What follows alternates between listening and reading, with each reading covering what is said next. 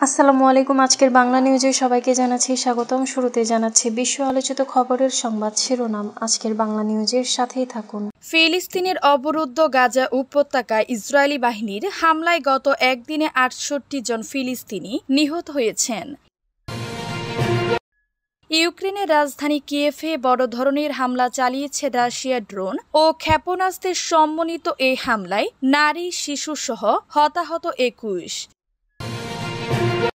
গাজায় গণহত্যা বন্ধের আহ্বান জানিয়ে এবার ফ্রান্স ও সুইডেনও হাজার হাজার মানুষ বিক্ষোভে অংশ নিয়েছে। যুদ্ধ শেষ না হওয়া পর্যন্ত মস্কোতে যাবেন না জেলেনস্কি। মস্কোতে শান্তি আলোচনায় বসার জন্য রুশ প্রেসিডেন্ট ভ্লাদিমির পুতিনের দেয়া প্রস্তাব সরাসরি প্রত্যাখ্যান।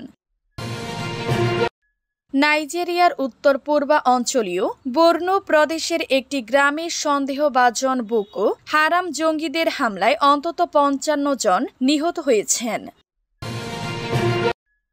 একটি রাজনৈতিক দল নির্বাচন বানচাল করার ষড়যন্ত্র করছে। বিএনপির কেন্দ্রীয় ক্রীড়া বিষয়ক সম্পাদক ও ঢাকা মহানগর উত্তর বিএনপির আহ্বায়ক আমিনুল হক।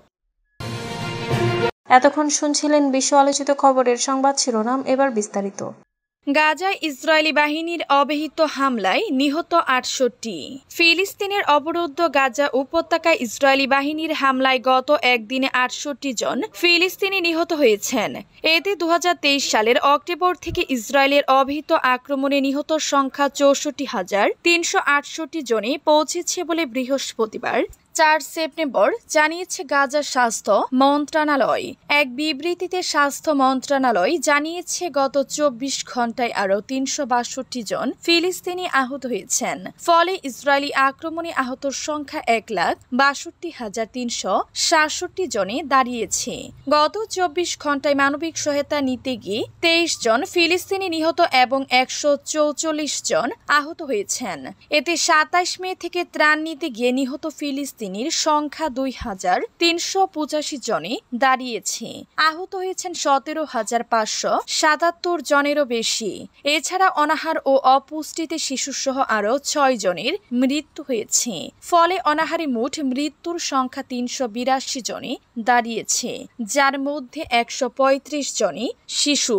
গত ১৮ মার্চ যুদ্ধবিরতি ও বন্দি বিনিময় চুক্তি ভঙ্গ করে ইসরায়েল ফের হামলা শুরুর পর থেকে এখন পর্যন্ত ১৩,৮২৮ জন ফিলিস্তিনি নিহত হয়েছেন এবং আহত হয়েছেন ৫০,৩২৬ জন। কিয়েভে ড্রোন ও ক্ষেপণাস্ত্র হামলায় নারী শিশুসহ হতাহত ২১। ইউক্রেনের রাজধানী কিয়েভে বড় ধরনের হামলা চালিয়েছে রাশিয়া। ড্রোন ও ক্ষেপণাস্ত্রের সমন্বিত এই হামলায় ২১ জন হতাহত হয়েছেন। এর মধ্যে অন্তত ৩ জন নিহত ও ১৮ জন আহত হয়েছেন। এছাড়া হামলায় সরকারি কার্যালয় সহ কয়েক ডজন ভবন ক্ষতিগ্রস্ত হয়েছে। সংবাদ মাধ্যমের প্রতিবেদনে বলা হয়েছে, হামলার পর একাধিক অবকাঠামোতে আগুন ধরে যায়। কিয়েভের মেয়র ভিটালি ক্লিটস্কুকে বলেন, স্থানীয় সময় রবিবার ভোরে রাশিয়ার চালানো হামলায় একজন শিশু এবং এক যুবতী নিহত হয়েছেন এবং শহরের পশ্চিম ও পূর্বে বেশ কয়েকটি উঁচু অ্যাপার্টমেন্ট ভবনে আগুন লেগেছে।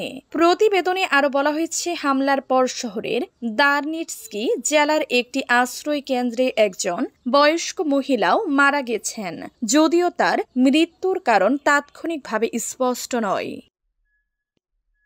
গাজা যুদ্ধ বন্ধের আহ্বান জানিয়ে ফ্রান্স ও সুইডেনে বিক্ষোভ। গাজায় গণহত্যা বন্ধের আহ্বান জানিয়ে এবার ফ্রান্স ও সুইডেনেও হাজার হাজার মানুষ বিক্ষোভে অংশ নিয়েছে। ফ্রান্সের রাজধানী প্যারিসে হাজার হাজার বিক্ষোভকারী প্লেস দে লা রিপাবলিকের সামনে জড়ো হয়ে ফিলিস্তিনি পতাকা উড়িয়ে গাজায় ইসরায়েলি গণহত্যা বন্ধের দাবি জানিয়েছেন।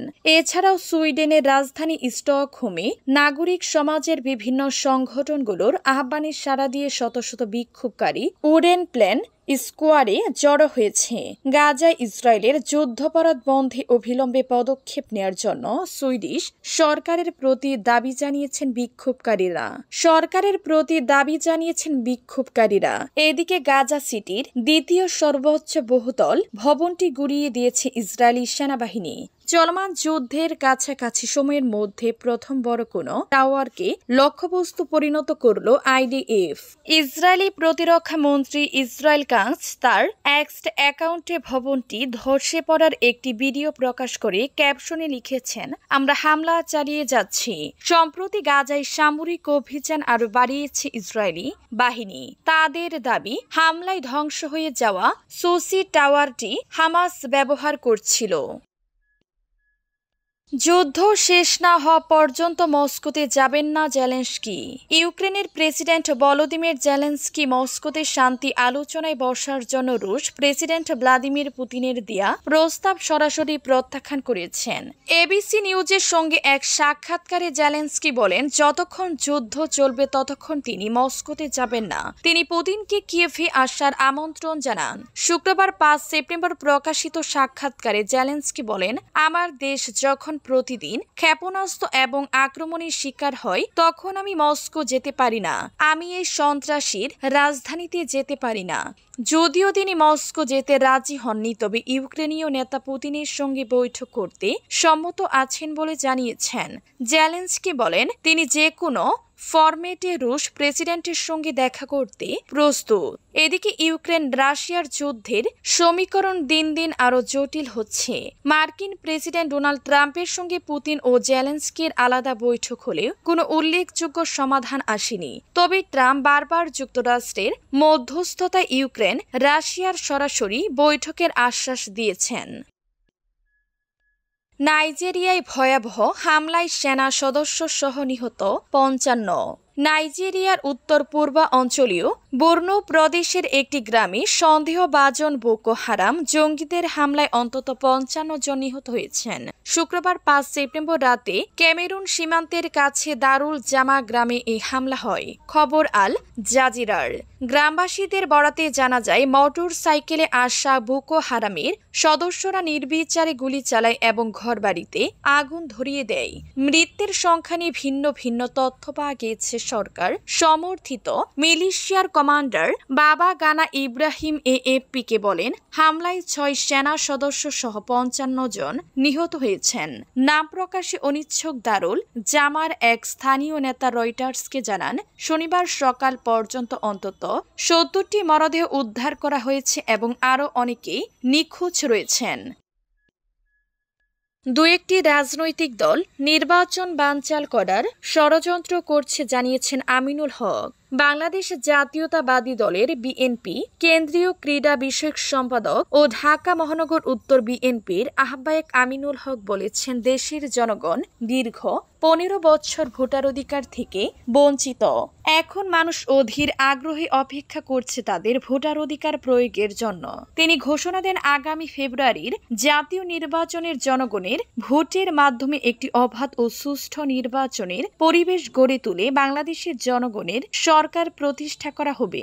শনিবার রাজধানীর পল্লবী ও রূপনগর থানা বিএনপি ও অঙ্গ সংগঠনের